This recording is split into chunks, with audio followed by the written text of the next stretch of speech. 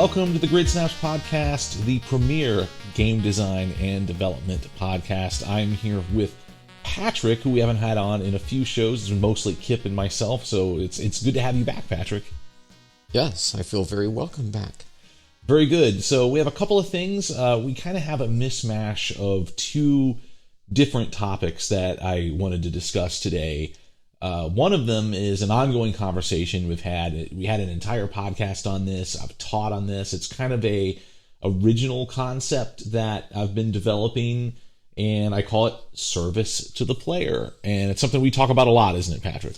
It is. And if I recall, wasn't there an interview that Hideo Kojima did a while back where he talked about service to the player?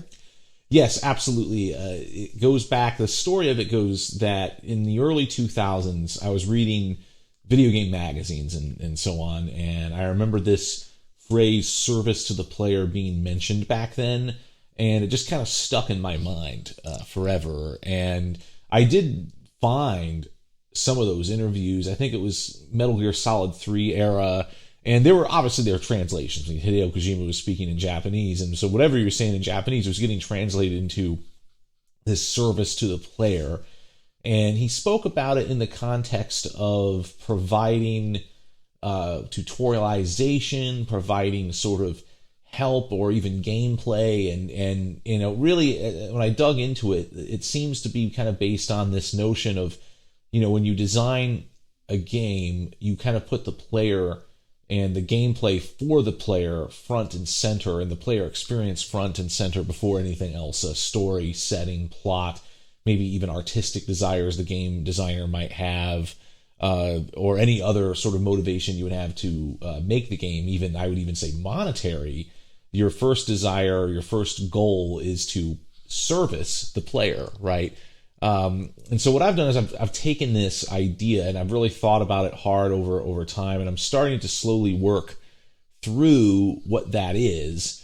And I kind of think of it as, look, when you play a game, there's going to be these things that happen in a game loop, and the game designer's job is to, you know, provide at various times services to the player that may not have anything to do with the story or setting. It may even break immersion. Now, as we'll talk about, when it's really skillfully done, it does not do that. But at kind of its base level, it can do that. And it's okay because, again, we're putting the player front and center here. And kind of the classic example, I've actually taught on this at Purdue. It's something I plan on. I might even write a book about this someday, right? I'll sit down and research it more and try to see how it interacts with other game design notions and all that. Because I think it's really interesting. I think you see it in Japanese games quite a lot, actually. Like the example I always like to give is the Resident Evil 4 Merchant, because it is sort of thematically weird, right? That you would have this guy show up on the regular in hostile territory just to sell you things, you know, just to sell you the player. Like, it's not, you know, a merchant doesn't just show up in some area to sell things that are of private interest to you, right? And so that's kind of a strange thematic thing, but it enhances the game. So Patrick, you brought up, Patrick, you can tell the audience you brought up a particular game, I think, that made me think about this today. It was one of the mobile Metal Gear games. Which one was it? It was Metal Gear Solid Peace Walker, because I was reading something and I saw that it was different from the earlier games in that it was more about taking on missions and how there's a base building aspect, and that was what I'd asked you about because I want to know if what I was reading was accurate or if it was just basically someone talking who didn't really have that much experience with them. And since I know you're a Kojima super fan, I figured you'd be a good authority for that. Kojima super fan? What? It is true. It is true.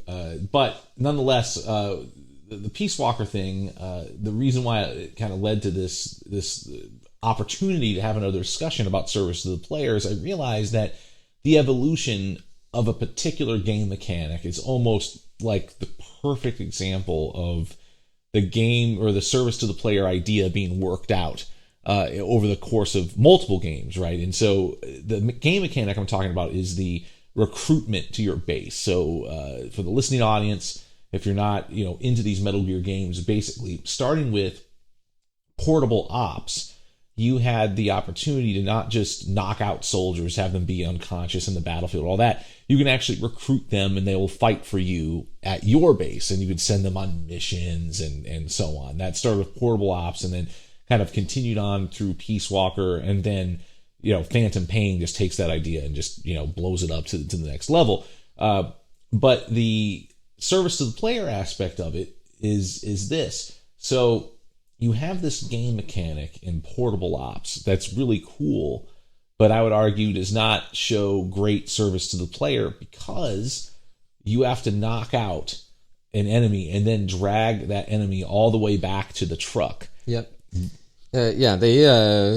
Recruiting them, you can do it, but it's very focused on, okay, how would this really work in real life as we know it in our modern context? Well, you have to be able to transport them back to the base so that they can work for you.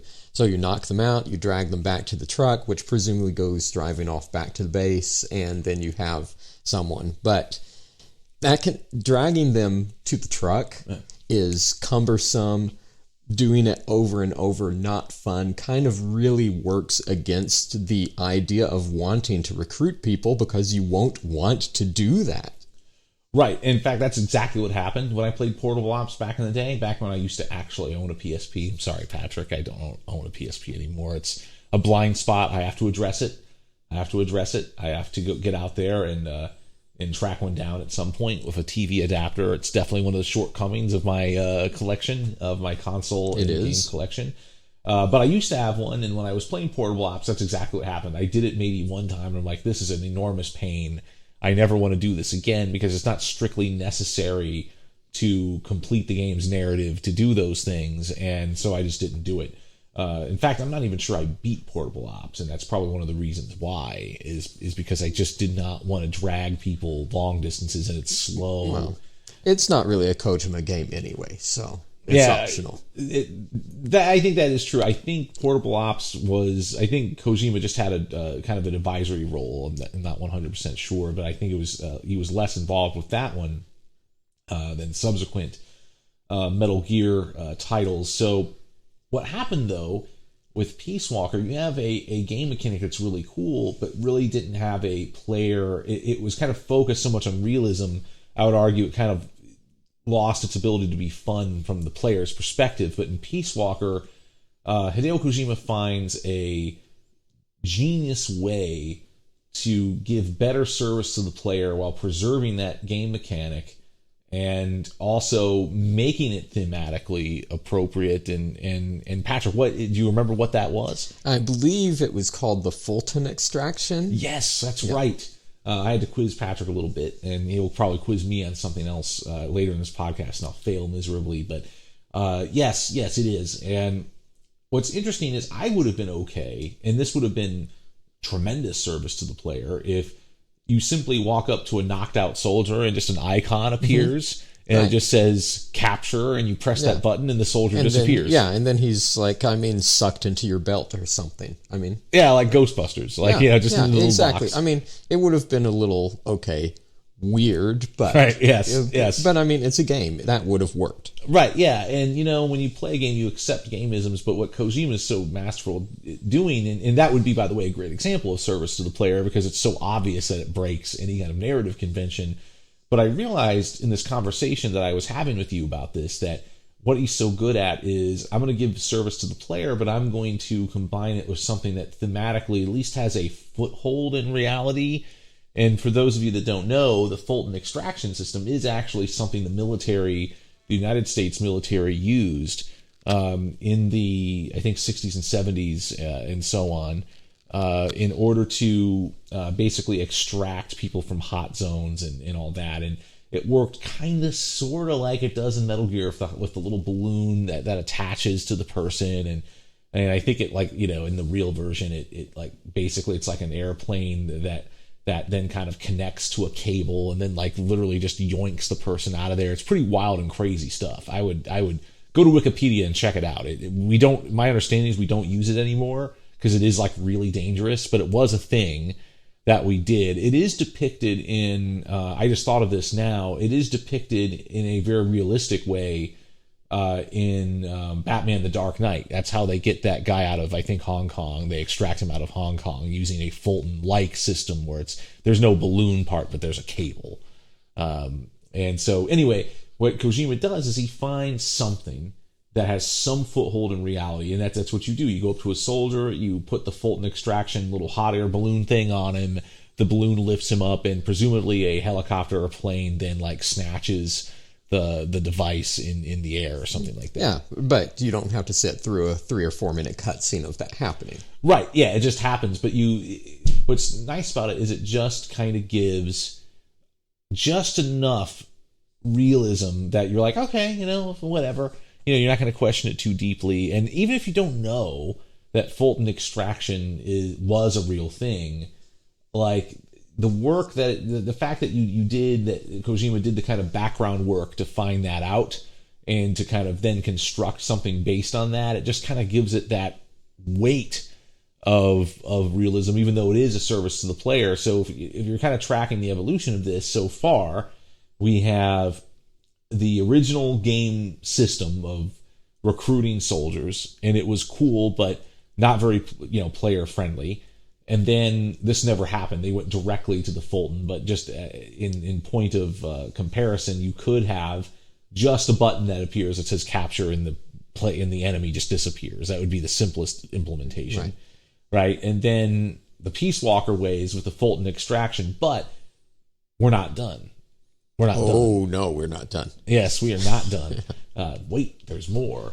In Peace Walker, because it was, the kind of first crack at this, there are some gameisms that are fairly gnarly. Like you can put a Fulton extraction thing on someone inside, and it doesn't matter that there's a roof over their head, that sort of thing. Yeah, like, I mean, they don't show it in detail, but like an interspatial vortex is actually appearing in the roof so that they can fly up out of there. Ah, right. And that goes into Kojima's research on antimatter. And no, I'm just kidding. But the point is they definitely have some gameisms on that. And then Phantom Pain, they have Fulton extraction, but there is like a veneer of realism that's kind of added back on top of it. Like, if you try to Fulton extract someone inside, it'll kill them. They'll just smack against the roof and die.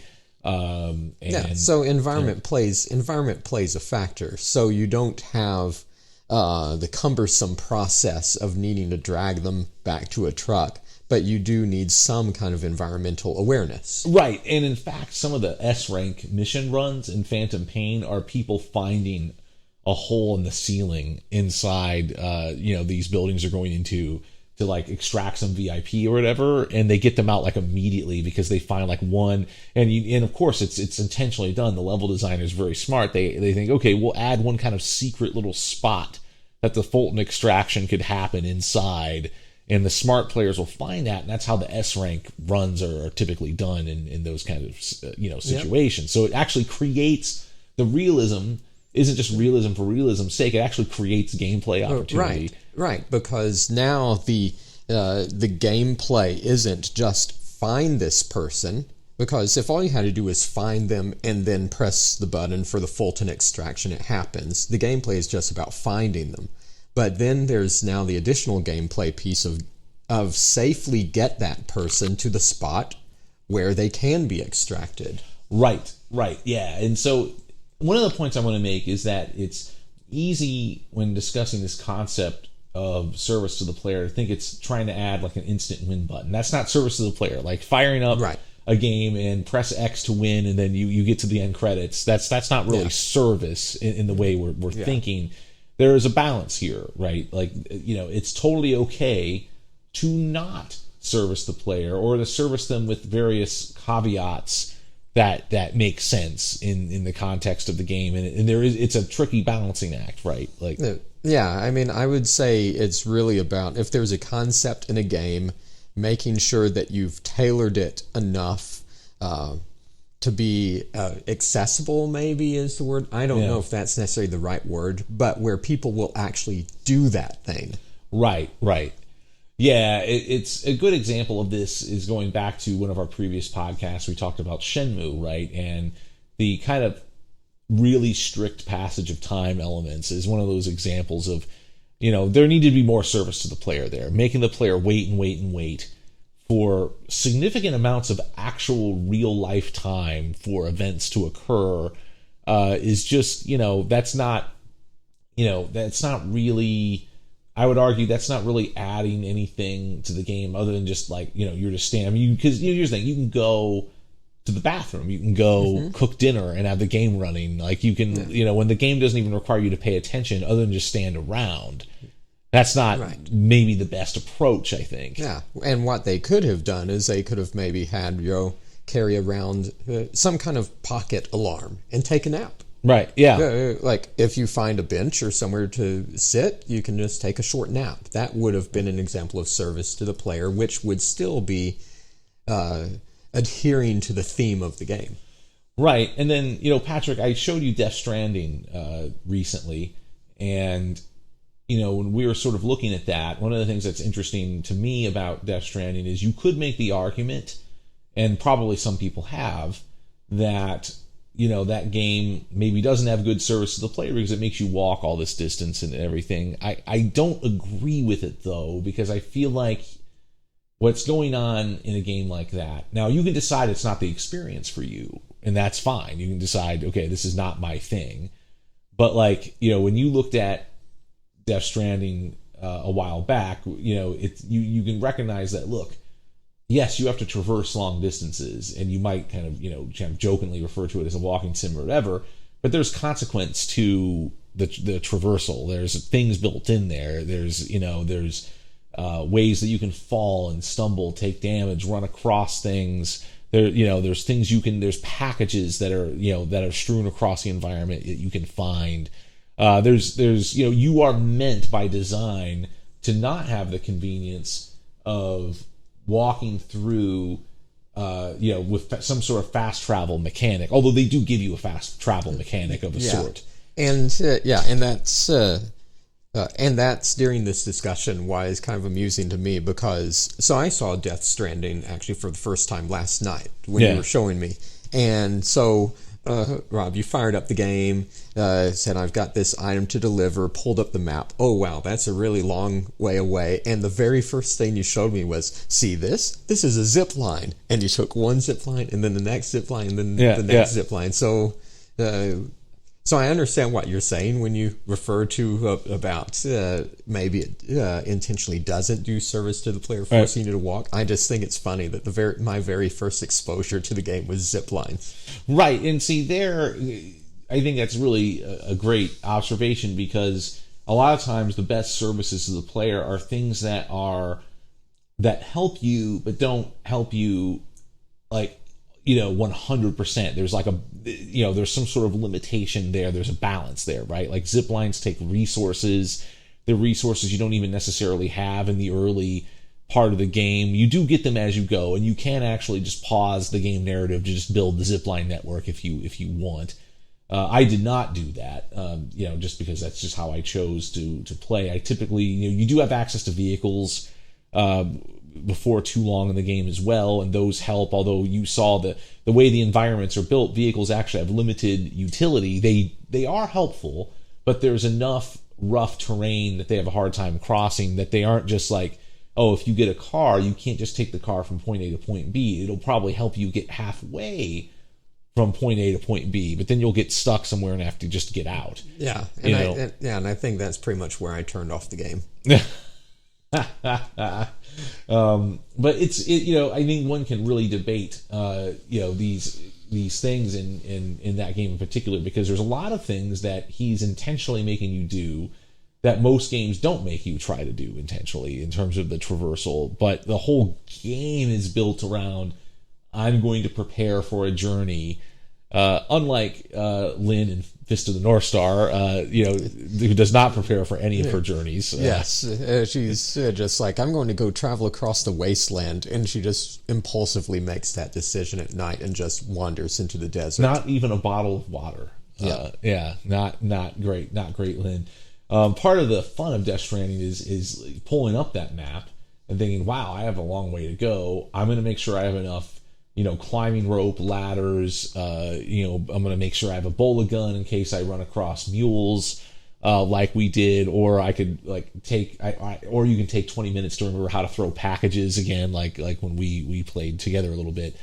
So the part of the game's enjoyment is in the planning, but there is services to the player if you want them, with the zip lines, with the vehicles, but they're not instant win buttons.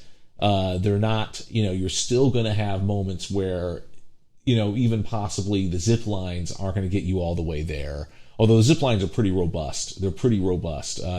Basically, there's three kind of large kind of world sections, kind of the introductory section, the really huge middle part of the game, and then kind of the end part. It's actually not too hard in the first kind of introductory section to build that zipline network. You can get everywhere you need to go.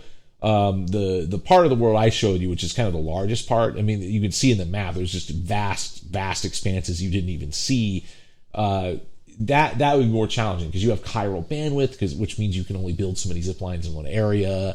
So the point I'm trying to drive at here is that, again, service to the player, not a win button. It can be balanced, probably should be balanced.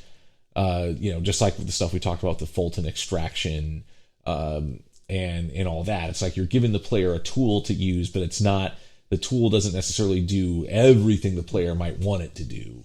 Right. And I mean, there are a variety of limitations that can be applied. What we talked about with the Fulton extraction, for example, was an environmental limitation could be applied, but it could also very well be an inventory limitation. Right. Maybe you can only carry a certain number of balloons. Right. And indeed, I think there is a limit on how many Fultons you can carry, in fact. And I know in Phantom Pain, there's also weight limits on the Fulton extractions. Like at the beginning of the game, you can only Fulton out people. This is another thing. I don't think I remember in Peace Walker being able to Fulton extraction out equipment. I could be wrong. It's been a little while since I played it. But in Phantom Pain, I know that you start out with, okay, I can Fulton extract people, and then you upgrade it through research at your base and everything, and you can eventually Fulton extract freaking freight, box cars out of the environment. Abrams tanks, they're flying up into the sky. Absolutely, you actually can do that, yes, like eventually, right? And of course, if enemies see something being Fultoned out, that alerts them, of course, in true Metal Gear fashion. So you have to also remember that. If you're Fulton extracting some massive thing, if there's any enemies around at all, they're going to notice that. Now, what would be really fun is if there were enemies around that were alerted and you could sneak up behind them and slap a Fulton thing on them and they just go flying up into the sky. Yes. That would be pretty funny. Yes, it would. Maybe watch them going, flailing their arms. I don't know if you saw this, but not to get totally off topic here a little bit, but Sony may have, the rumor is Sony's going to acquire the Metal Gear license, is the rumor. Excellent. So they may start being good. He's got jokes. Patrick's got jokes. But yeah, you have the rumor. They're not jokes. Sony has as a line to buying Metal Gear, Castlevania, and Silent Hill from Konami. That's a hot rumor that dropped a week or two ago. It's kind of has a too good to be true quality to it, but we'll see. I think it's more likely that Konami is going to reach a licensing agreement. That would make more sense. I think Konami would just dearly love to say, cool, Sony, make games based on our popular properties, and we'll take a nice royalty from that, and you front all the money. That would be a great deal for them. And actually, it probably would be a great deal for Sony, too, because the PS5 is coming, and to get like these really popular properties as exclusives on their system would, of course, be a major coup or whatever. But maybe we'll see another iteration of Fulton extraction in some future Metal Gear game. Who knows? Yes, who knows? Well, this would be a great time to take a break. When we come back, we're going to transition to the next half of our kind of mismatch of conversations here. So just one moment.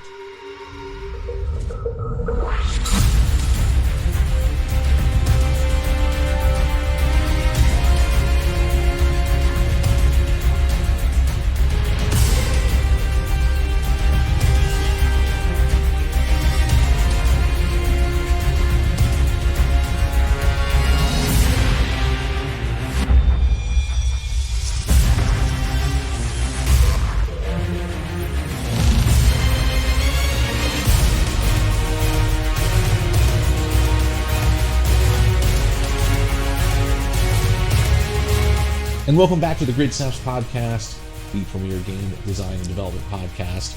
Rob Howard is here with Patrick. And you know, Patrick, you chuckle every time. It's a new tagline that I've developed with the research department. It's been focus grouped, and I'm told it has a really high Q score, and all that. It's been thoroughly vetted and tested. This new tagline. Excellent. Well, every time you say it, make sure to imagine my reaction. All right. One of these days, you will. Yeah. But I do, I also just, to be serious, I changed it that because I actually do believe that. I think we're offering a unique thing.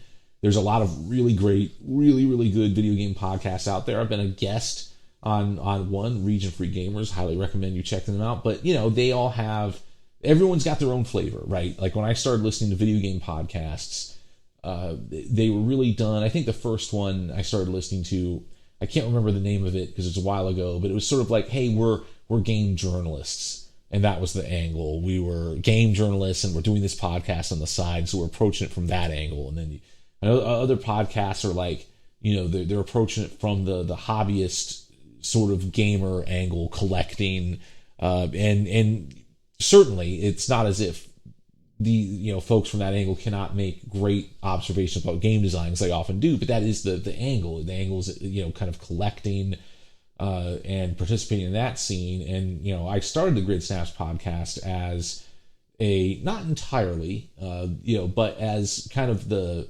bedrock of it being, hey, this is something that was founded by game developers. And of course, Patrick, you're extremely valuable.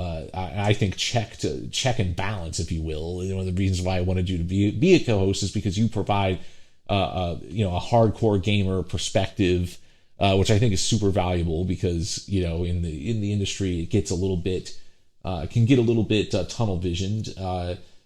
Kip provides a perspective that's very much game production, art production. Kind of how to put the pieces together for things to look good. I think of it from the game design, level design, all of those things, and that's a unique perspective. There actually isn't one that I'm aware of. I mean, there probably is somewhere. There's so many podcasts, but I'm not aware of one where it is being done specifically for that. There's other ones out there where it is actually professional game developers doing the podcast, but they're reviewing games and they're not digging into these design things. So that is why I gave it that title. So yeah, that is my reasoning. And also it's been focus grouped. I'm just kidding about all that focus group stuff, but okay, so you weren't kidding about the rest of it though, just the focus group part. That's right. Yeah. Okay, this is right. That's right. That would be a little bit disappointing if you had explained all of that and then been like, just kidding. Right, yes. So anyway, let's transition to the next part of this conversation for this episode, which is Rastan. So we had yes, we had a Taito episode. Check it out.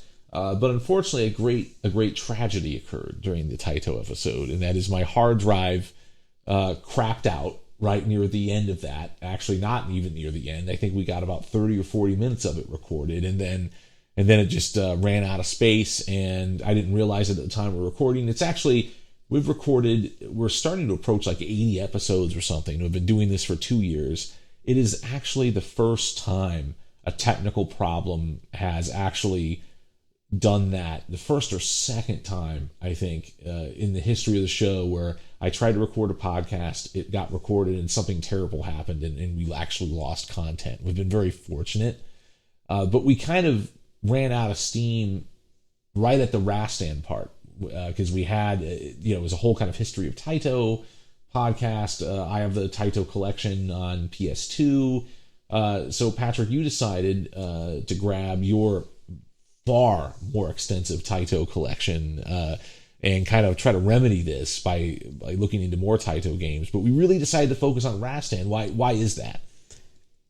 Well, for one thing, because there are 3 games in the series, and they are each vastly different from each other, and that is actually extremely unusual for a series. I mean, you even look at, like, for example, the first 3 Zeldas, okay?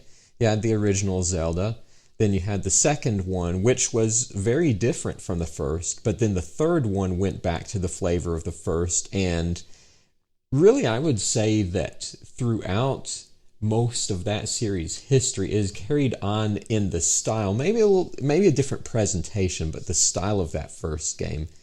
Here, Rastan, the first one, the second one, the third one are extremely different from each other. Right. Yes, and that is something that, in the 80s was a little more common than it is now, but Rastan especially was very bizarre in how different these games were. And when you showed them to me and we played them together, we put a lot of time in this. This wasn't, I want to say, this isn't one of these things where we played a game for like 5 minutes and decided to make a decision. Right. I mean, we played through, actually, I think I got almost all the way through the first Rastan, and which is actually the hardest of the three, and the best of the three, I think, and we'll get into that in a little bit. And we got all the way through Rastan 2 somehow. Somehow.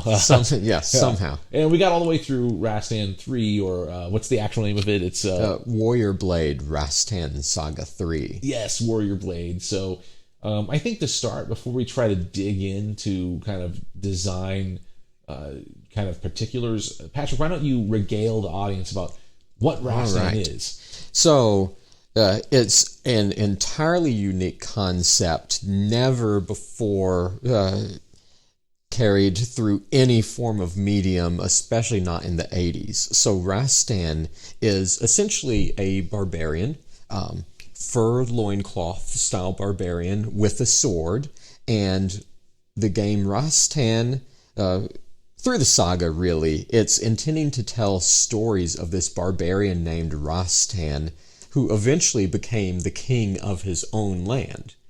Completely unlike, not at all like anything else in the 80s that you may have heard of. So he's going on these barbarian adventures in a fantasy world, slaying monsters. The third game introduces some new characters, such as a female and a thief who join him on his quest. Not at all like an Arnold Schwarzenegger movie from the 80s that had a female and a thief helping him. I mean, what are you even talking about? Yeah. You're so weird. Anyway. So that's the general premise behind the Rastan games. Right. And, the kind of focus of your joking is kind of funny, because obviously you keep referring to Conan the Barbarian.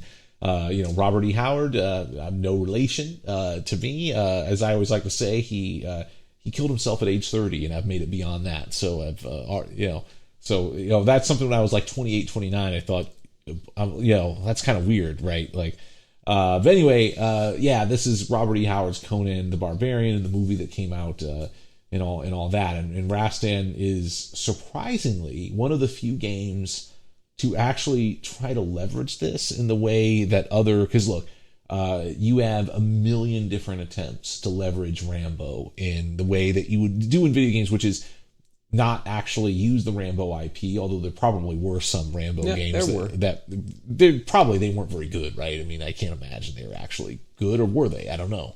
It varies. Rambo on the NES was alright. Not the best game of its kind, but compared to other movie license games, it held up to its peers pretty well. But you had with Ikari Warriors and Commando and Contra and basically all these games with shirtless dudes with headbands shooting machine guns. Video games are really good at that. Kind of like, we don't really want to license that IP, but we'll make something that kind of, a young person would look at and go, oh, I kind of know what they're getting at there.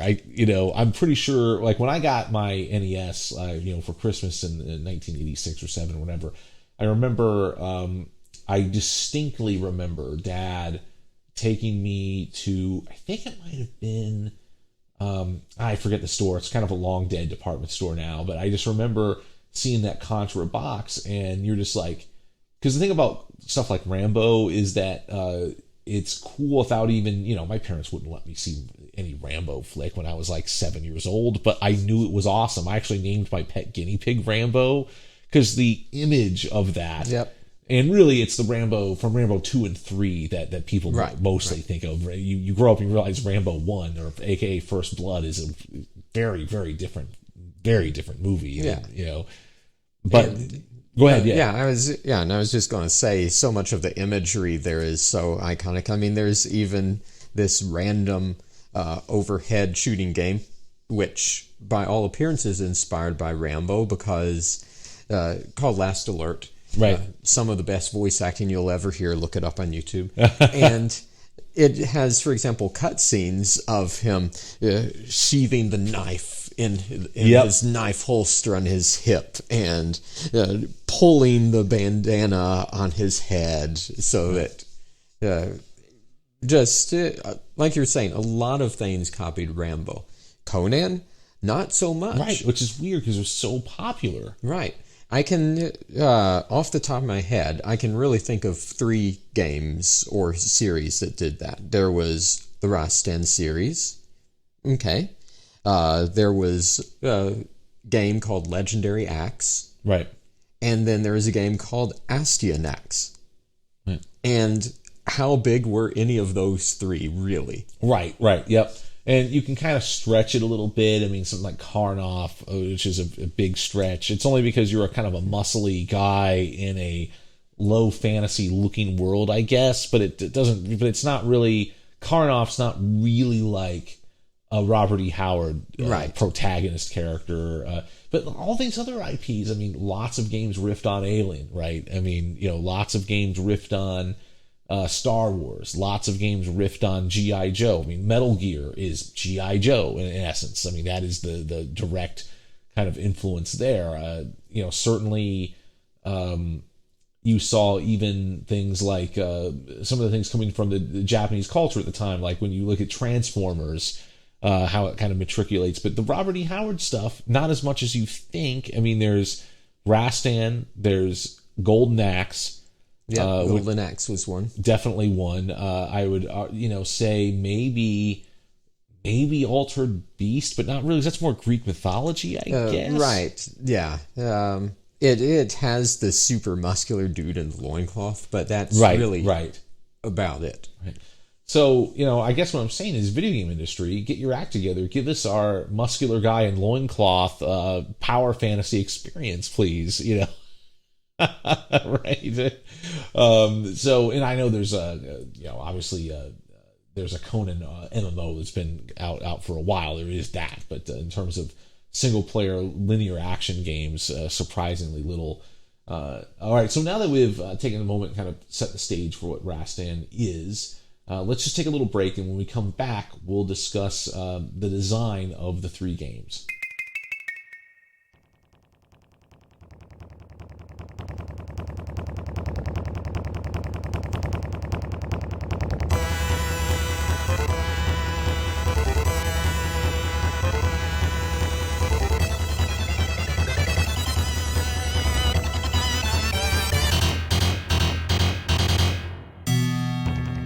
And welcome to the Grid Snaps podcast. Rob Howard is here with Patrick, continuing our conversation on Rastan 1, 2, and 3. So let's describe, and I'll turn this over to you again, Patrick. I'll lean on your expertise here. Describe the general gameplay of Rastan 1. Okay, so it's what I would call a hack and slash platformer, where it's not pure platforming in the style of, for example, a Mario game, but it's also not a pure hack and slash along the vein of, well, you mentioned Altered Beast, for example. There's not really hacking with a sword there, but that's a pure side-scrolling action game. I would say probably more along the lines of thinking to Castlevania. It's it's not really a Castlevania game, but if you're thinking about the mix of platforming and fighting, it's along that style.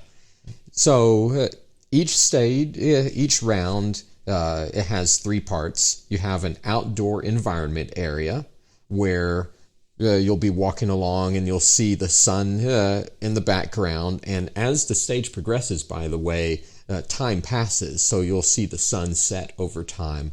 But you'll be walking along, fighting creatures, and then jumping over water so that you don't fall into the watery pits and drown. Right.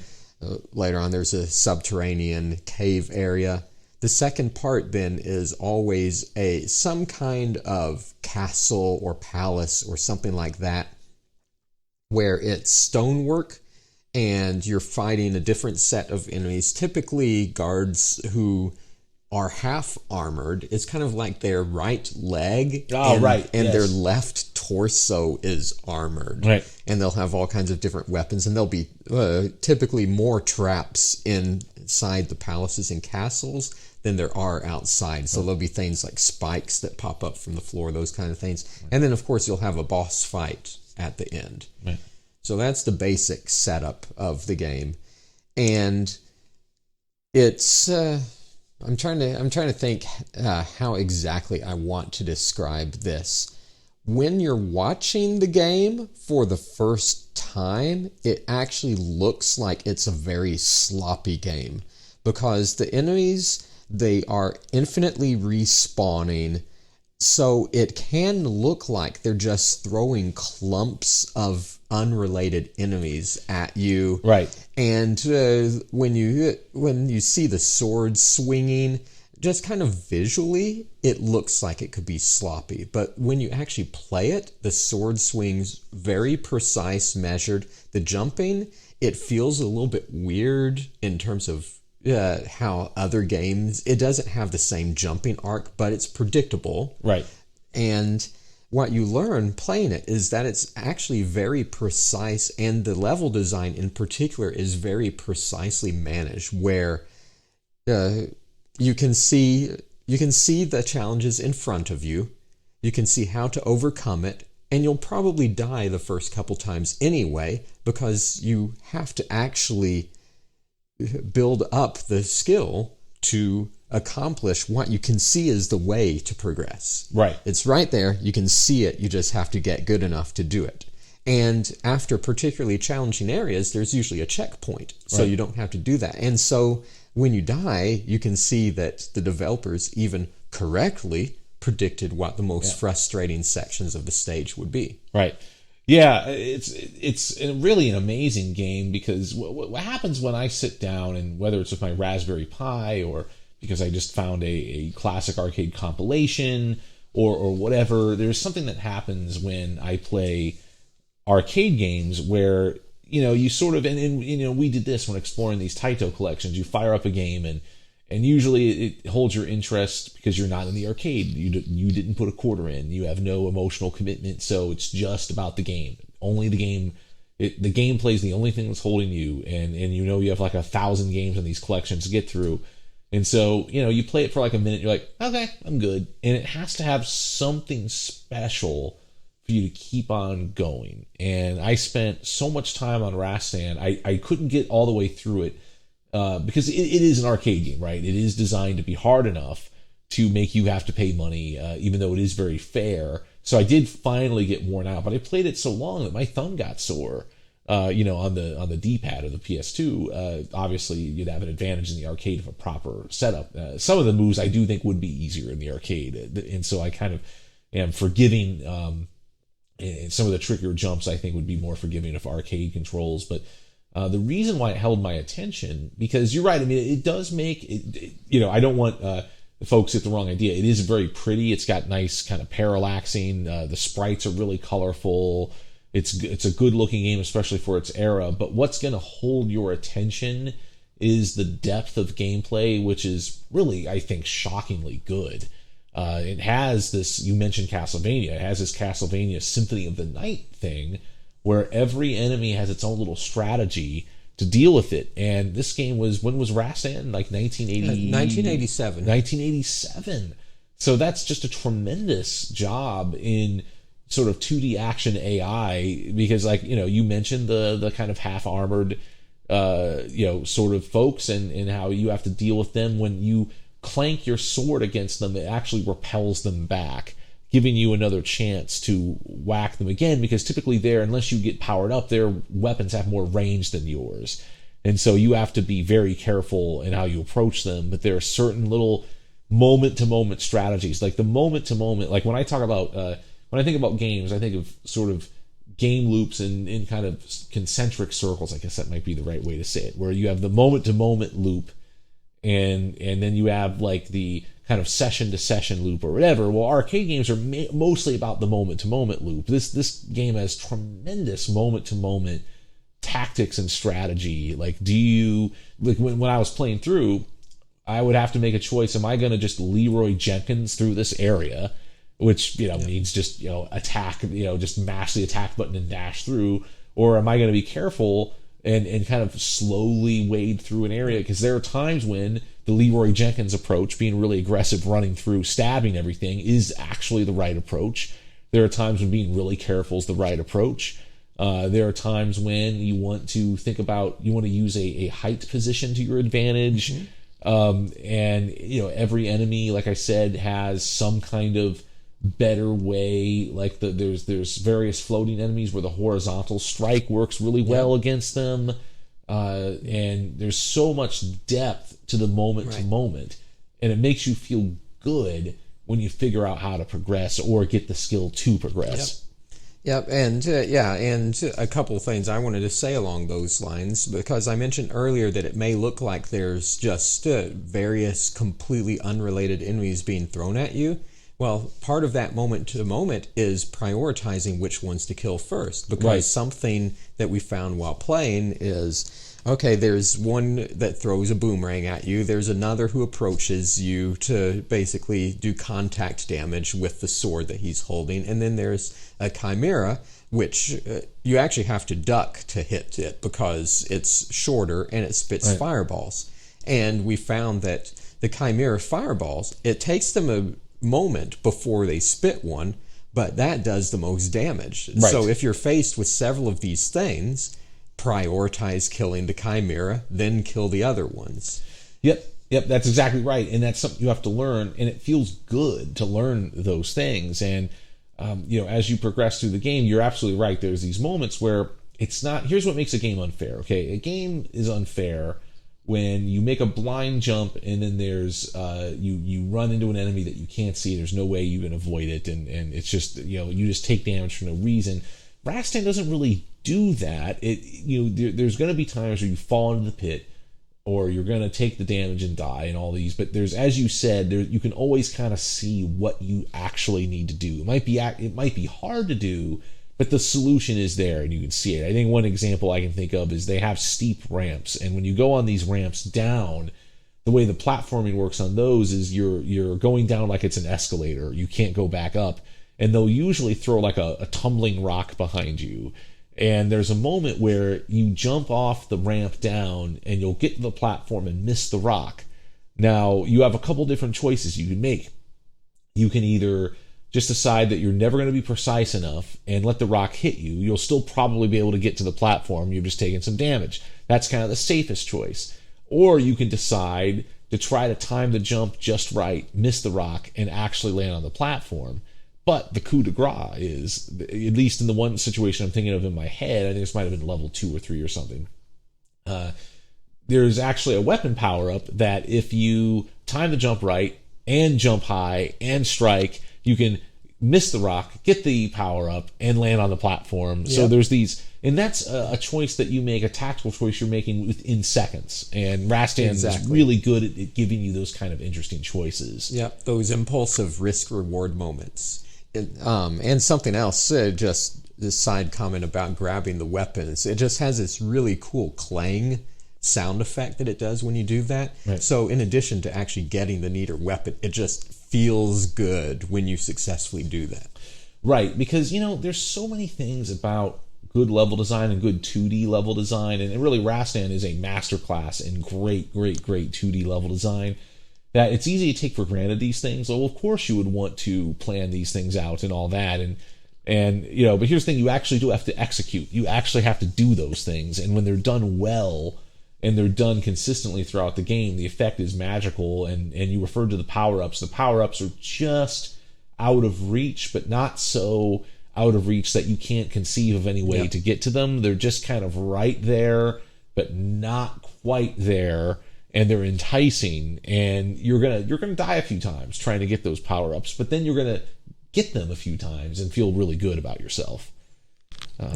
I think we should talk about the third level boss. I assume you mean the one that disappears, right? Yep. So you walk in. This guy is obviously a wizard based on the robes that he has. Plus, the very first thing he does is he summons 5 fireballs, which are all at different angled arcs where, it's the kind of thing you move further away, you duck, and you'll happen to be in between two of them so you don't get hit. But then when you approach this guy, he can also, he flickers on the screen, becomes invincible, and he can also teleport. So it's really hard to hit this guy, or at least that's what you think when you first begin fighting him. So I think if you can kind of talk about your experience. Yeah, so this is one of the most interesting boss battles I've experienced in recent memory. And so, yes, you have two levels that, sort of two platform levels, a lower level and a higher level, just to kind of set the stage in your mind here. And as Patrick said, the wizard has a fireball attack, but then frustratingly, when you approach the wizard to attack him, he disappears, kind of blinks, and you can't hit him. So it's like, I was just getting really, really frustrated because, like, if I stood far away, I could fairly easily dodge the fireballs, but I can't hit him at all. If I approach to hit him, he'll easily hit me with the fireballs, and he disappears. So I can't even do the thing, well, okay, I'll just War of Attrition, take some damage, get close to him, and strike. Well, no, he's just going to disappear anyway. And so it's just like, this is ridiculous. What am I doing? Except I figured out the trick, and it was just kind of amazing when it all kind of came together. I thought, wait a minute, when the wizard blinks, I shouldn't take damage when I touch the wizard, because usual 2D level design logic is you touch an enemy, you take damage, or even die in certain games. So I realized, wait a minute, he's blinking, and he's probably not going to give me damage. And sure enough, you can stand right on top of that wizard, and he does not damage you unless he reappears right on you. But that's okay too, because then you can swing your sword and do damage. So I realized, wait a minute, the strategy to beat this boss is actually to stand on top of him. He's going to blink and disappear, but then just start whacking your sword, because he'll occasionally reappear within your sword's range, and you'll still take some damage, but not fast enough to die before you kill him. Right. And that solution, it just sounds so simple and ridiculous, but because it's so simple and ridiculous, that's not what you try for right away, because when you die in Rastan, you don't just start right there where you were. I mean, you begin the boss fight over. He's back at full health. Right. So you can't use multiple lives to War of Attrition. So you don't think that what you should do is just literally stand on top of him and keep stabbing. Because what we kind of went through, first trying to be all cautious and like, okay, we'll approach when we can and stab. Oh no, he blinked, missed him. Right. What we realized then is, okay, standing on him doesn't hurt. Oh, but then he teleports sometimes away from you. So we thought, okay, what we're going to do is we're going to anticipate his teleport, and when he's blinking, start moving in another direction to hit him as he appears. But then what we realized is probably half the time he just reappears right where you were. And that's when you were like, well, you know what? I'm just going to stand here and keep stabbing. Right. Yep. And so that was a cool little boss design. I thought that was really interesting. And look, you're going to end up spending more than a few quarters if you were in the arcade trying to figure that out. But I thought it was reasonably fair because you can deduce this. You can deduce this logically. It does go against standard gaming conventions, and you have to get over that hurdle. But once you do, it actually is logical. And so I didn't mind that. I thought that was a smart breaking of the rules, so to speak. So let's hit some other kind of high points of what makes Rastan really cool. So first of all, you're given, I think, one of the most important things, I think, any good underlying game designer, you're giving the players really good and interesting complete tools to play the game with. And in Rastan, you can stab in just about every direction. The downward stab in particular feels amazing. One of the great hero moments of that game is when you jump down to another platform and there's enemies down there, but you do the downward stab and kill them on the way down. It feels great. And the nice thing about the downward stab, which incidentally did not carry over to part 2, is when you jump off of that really high platform, we're talking this is a long fall, and you do the downward stab, you hold your sword in position. So you are literally just falling death on top of these enemies below you who don't know you're coming. Right. Yep. I would say that the actual platforming is, especially when it's not a pure platform. It's a kind of, like you said, a hack and slash platformer. I think, it's completely fair. Yes, it does have a weird sort of jump angle that you have to get used to, but once you do, that's just how the game is. The best way I can describe it is you kind of have a slow momentum going up, kind of an acceleration, and then a steep drop down. Yep. What you don't have is I think you would call it a parabolic arc, right? Which is most platformers are like that. Yep. Yeah, you don't have the parabolic arc. You can jump forward, and it feels like you've got the parabolic arc, but when you hit your height of your forward jump, then it's not quite, but it's almost a straight vertical drop. Which, when you think about it, is probably more realistic, actually, for how gravity would work. Yeah. And it's totally fine because you get used to it, but you will fall down some pits because you're expecting the Mario style jump, and right. you just don't do that, and then you're like, so. But no, Rastan, tons of depth in the moment to moment. It does have some choice in branching paths in the levels a little bit, so sort of like if we keep using Castlevania as a super rough comparison, it does a little bit of what Dracula X does. Obviously, not as much.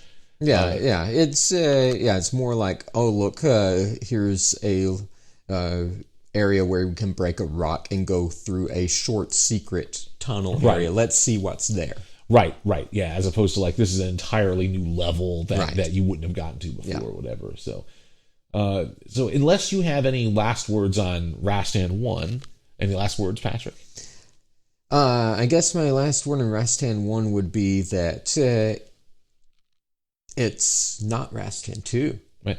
Well, actually, before we move on, and actually we'll take a little break first, then move on. But Rastan 1, let's tell the listening audience where they can play this thing, other than a neighborhood arcade that might actually have it there. So on the PS2, we were playing it on one of the Taito Memories import discs. But I'm pretty sure the US version of the Taito Legends. Yeah. So Taito Legends on PS2 has Rastan available on there. If you really want to play the arcade version, that's pretty much it. Right, yeah. There was a Sega Master System port, and I understand that there were ports to some other systems as well that I haven't played. I have played the Master System one, but the level design and everything, they're very different games. Right. Master System's still good. Right. Not the same game, though. Right. All right, cool. Well, let's take a little break, and when we come back, we'll talk about Rastan 2 right after this.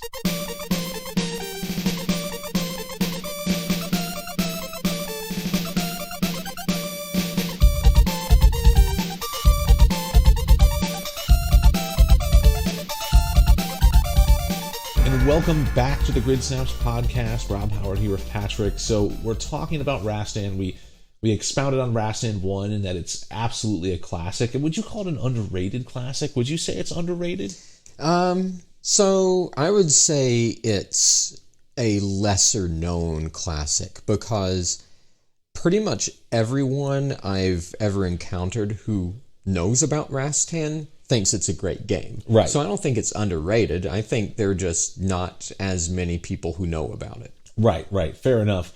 Now, what's really interesting is all the praises that we just got done singing about Rastan, and I was just really impressed by it, especially considering it's 1987. Really, it's good regardless of the year, but the fact they achieved so much back then is particularly astounding. Unfortunately, I mean, I have to say, really, the opposite is true for Rastan 2. You would take just about everything positive I said in the last segment and just flip it on its head, and that would be what I would think about Rastan 2, which sadly we got all the way through. Which really, we didn't get all the way through it, folks, because it was great. Sometimes you're just kind of, it's like a car accident. You can't look away. Yeah. Yeah, I mean, really, the reason we got through it is because we realized that, when you die or when you continue, you reappear exactly where you were. So we essentially realized that it didn't matter whether the game was hard or possible or anything like that. As long as you pressed the start button enough, you would get to the end. Right. So let's talk about, before we jump into why it was like so negative. I think we should at least give it its due in the very few areas that we can. And I'll say it has good looking character sprites. I love the kind of dark line out, sort of dark outlines, because it gives it kind of a comic book look. They're good looking sprites. Now the animations themselves are not so good looking, but the actual character sprites are good.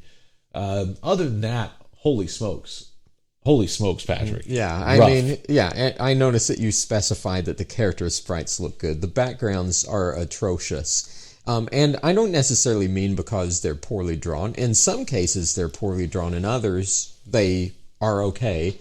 Right. The reason the backgrounds are atrocious is because sometimes you often can't recognize what you can stand on and what you can't, because huge portions of the stages are just made up of differently colored blocks, and you have to just magically know which ones are background and which ones are foreground. Right. The visual communication, the visual language is all over the place. It's completely mixed. You cannot, as Patrick said, you can't tell where you can jump, where you can't jump. So it's just, very, very poor communication to the player in that sense. It's got some of the worst platforming I've ever experienced in any game ever. Ever. I have a Color Dreams game within my visual radius right now. The platform in that game is vastly superior. Here's an example of why it's bad platforming. All right. So you walk up to a pit, and it's a short pit, but you obviously have to jump over it, right? Right. Now, your character sprite on screen is much larger, much more visually detailed than the original Rastan game. That was actually one of the game's selling points, the size of the character thing. So you're standing at the edge of this pit, and you know you need to jump over it, and you're looking at the screen, and the ceiling is directly above your character's head. How can you jump over a pit when the ceiling is right there? And magically, somehow, it lets you, but looking at the screen, it seems incomprehensible how you could actually do that. There were other times where there were these platforms that would fall due to weight, and we played two-player because this one actually you can be two-player simultaneous. Right. That would be a good point of the game. Yeah. But these platforms which fall, if both people are on them, it's impossible to get to the other side because two people's weight is too much. But the characters are so big, with the scrolling of the screen, trying to go one person at a time is virtually impossible. Yep.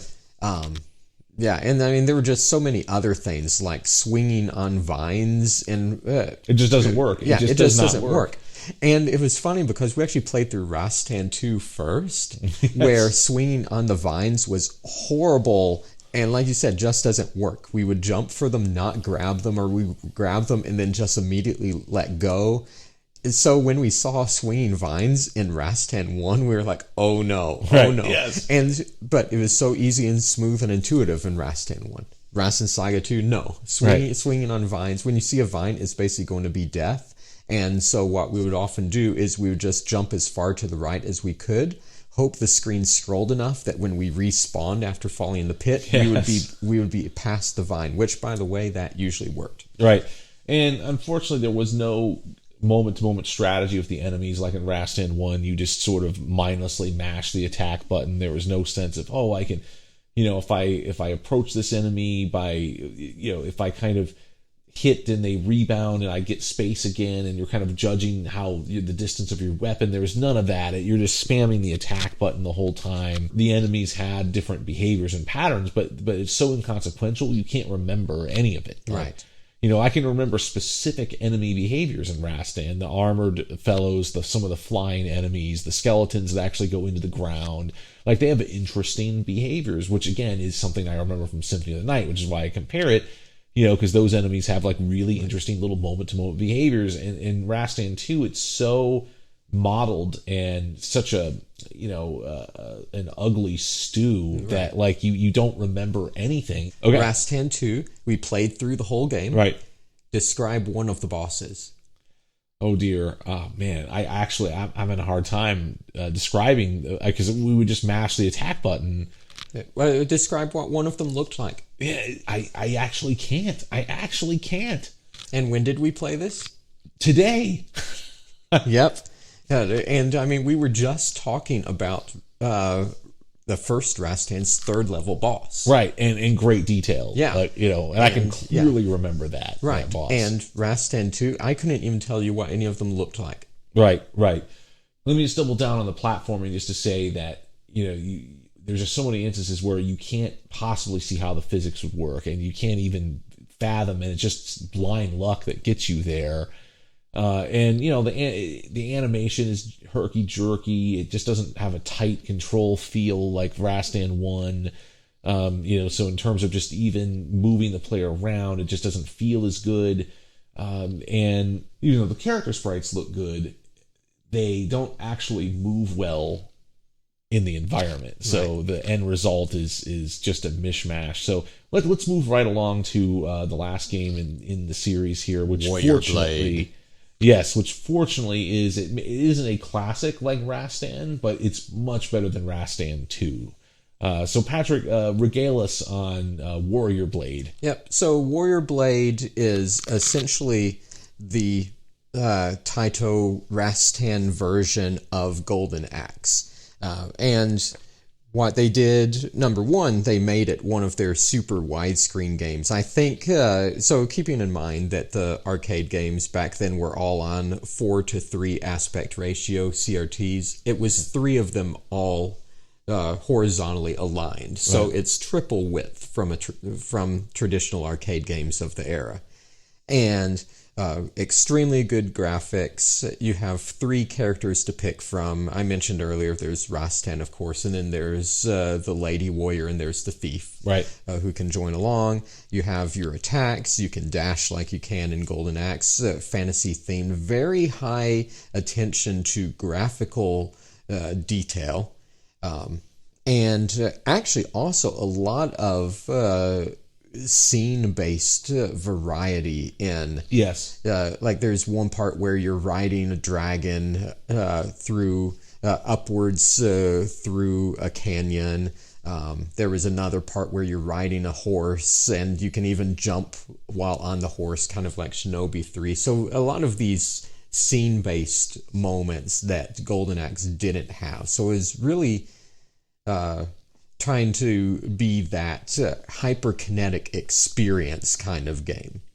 Yeah, I mean, the comparison I made to you is like kind of like Uncharted, like Uncharted 1 or Uncharted 2, where it's a game that is really based on a visceral kind of experience, more so than a kind of, because in Rastan 1, it's so, you can really feel that the designers there really took just great care to like just very precisely plan where everything is, and everything is just so immaculately constructed. In Rastan 3, it's there was a lot of care taken, but the care was taken for the visceral experience, the amazing set pieces, like the stuff with the horses, and even the things where you're kind of sliding down something and you have to kind of make time jumps as you slide down. And there's a lot of excitement in Rastan 3. So even though I would say it does not have the moment-to-moment gameplay depth of Rastan, it's actually a really enjoyable, fairly short arcade game to play, especially if you have a friend around. You can play it simultaneously with someone else. It's a good time. It's just about an hour to get through, right? And it's a quick game to get through. The boss fights are fairly fun. The Kraken was entertaining, I remember. Yeah, it was honestly, it was pretty easy, but everything looked cool, and it was just fun to play. Very responsive. The music was pretty good. Music was very good, yeah. It was a good popcorn game, kind of a good popcorn experience. Sort of, if I were to rank these things, Rastan's kind of the masterpiece theater. That's, that's your, that's sort of your Moby Dick. That's sort of your Charles Dickens, Shakespeare, whereas Rastan 3 is like the sort of page turning novel you buy at the airport, to get you through a flight. And whereas Rastan 2 is a D level 4th grade essay, from the neighbor kid that it was dropped on his head too hard. Yeah, yep, So kind of going to the Conan analogy. The first one would be, for example, one of the Conan books that introduces the character and lays out the whole mythos and very impressive. And and then you've got your pulp magazine Conan story, which would be Warrior Blade, and then you have your fan fiction from a fourth grader, because I don't want to disparage fan fiction here. So fan fiction from a fourth grader. It's right. That's right. Yeah. And look, I always recognize that game development's a funny thing. I have zero idea what the development circumstances were for Rastan 2. Zero. We kind of, when the credits rolled, we kind of mocked those people, but who knows what was actually going on in that environment, why the game got made the way it did, what technology they used, why they used it. Yeah. All those things play a role, but holy smokes, the end result was not great, that's for sure. So that's what makes Rastan interesting, folks. You have kind of an all-time classic, and you kind of an all-time dud, and a kind of a really breezy, fun popcorn game. Every experience in the Rastan series is wildly different. Right? Yeah. I do want to say, I did like how in Rastan 3 called back to certain things in Rastan 1, including the boss with the knives, so that was kind of neat. Yeah. And I mean, even when we had that moment where you're sliding down the slope in Rastan 3, we had just played Rastan 1. It's like, wait a second, this feels familiar. And then a rock started rolling down the slope. Right. Well, folks, I think that'll just about wrap it up for this discussion. We decided to talk about Rastan because we had that episode about Taito, and it kind of got cut off. And I don't know if, it's funny, I'll just, apropos of almost nothing, I made Patrick sit through about 5 innings of a 9-inning baseball game in that Taito baseball game, and the poor guy was about ready to collapse from boredom. I actually really like baseball, both in real life and in video game land. But that, I thought that was a pretty okay baseball game. The only problem is that I don't know the name of it. I don't think it was ever released in America. But it's impossible to score in that game. Like, impossible. Yeah. Like, you can't get hits. Yeah, crazy strong defensive play. Yes, for sure. And I do want to give a shout out to that balloon game on the one Taito compilation. Yep. Crazy Balloon. I thought that was a cool kind of, when was that, like 1980, 1981? I think it was 1980, and I mean, visually it almost looked like it was made with ASCII art. Right. What I liked about it, though, is it's a really, really simple mechanic that worked well. You control a balloon, the balloon waves back and forth. All the walls are basically spikes that will pop the balloon, and you have to figure out a way to traverse, and you have multiple paths, and it's clear that you score higher by going through the paths that are really narrow, but you kind of have to look because the balloon's constantly waving back and forth. So I thought, that's pretty good use of a simple mechanic, I thought. So shout out to that. So that'll just about do it here, folks. So thanks for listening. Again, I have to emphasize here, Patrick, what's the best way to support the podcast? First of all, to listen. Right, absolutely. Yep. And then second, to leave a review. Yes, to leave the 5-star review on your favorite platform, whether it's iTunes, Google, Podbean, whatever, because, there's the algorithm. Remember, 5 stars. Yes, please, 5 stars if you please. So definitely support the show that way. If you're someone listening, and look, the chances are, if you're listening to this, you haven't left a 5-star review yet, because it's quite possible that I personally know every single person that has done that, which means that there's a lot of you turkeys haven't done it yet. So yeah, totally do it, because it helps us so much. So we'd appreciate it very much. So until next time, stay on the grid, keep well hid.